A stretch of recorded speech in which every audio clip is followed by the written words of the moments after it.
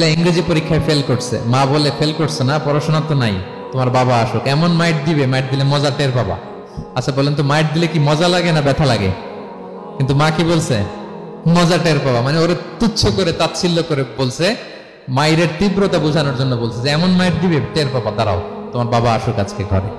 আল্লাহ ওইটাই বললেন, এই সম্পদগুলোকে লোহার খুন্তি বানিয়ে জাহান্নামের আগুনে পোড়ানো হবে। 3 জায়গায় সাকা দেওয়া হবে, তুকুয়া বিহা জিবাহুহুম, কপালে, পাজরে, পিঠে।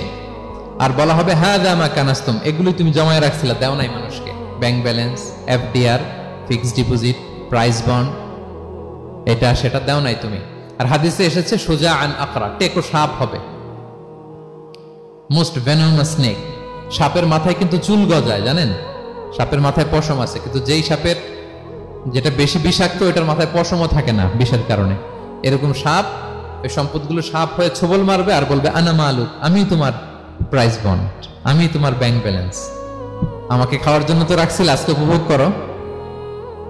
আল্লাহু আকবার। আল্লাহ আমাদেরকে হেফাজত করুক। সো যাদের সম্পদ আছে আমরা যেন যাকাত দেই, হিসেব করে করে যেন দেই। আপনাদের স্ত্রীদের যাদের অর্নামেন্টস জুয়েলারি আছে তারা যেন তাদের সম্পদের যাকাত দেয়। 25 গ্রাম যদি সোনা থাকে বা 595 গ্রাম যদি রূপা থাকে অথবা এই পরিমাণ সম্পদ থাকে, ভাবিরাও যাকাত দিতে হবে। এটা ইন্ডিভিজুয়াল ইবাদত। আপনার যাকাত আপনার, ভাবির যাকাত ভাবির। আপনি চাইলে টাকা দিয়ে হেল্প করতে পারেন, কিন্তু ওনারও হিসাব করতে হবে এবং এটা কম্পালসারি, দিতেই হবে, দিতেই হবে।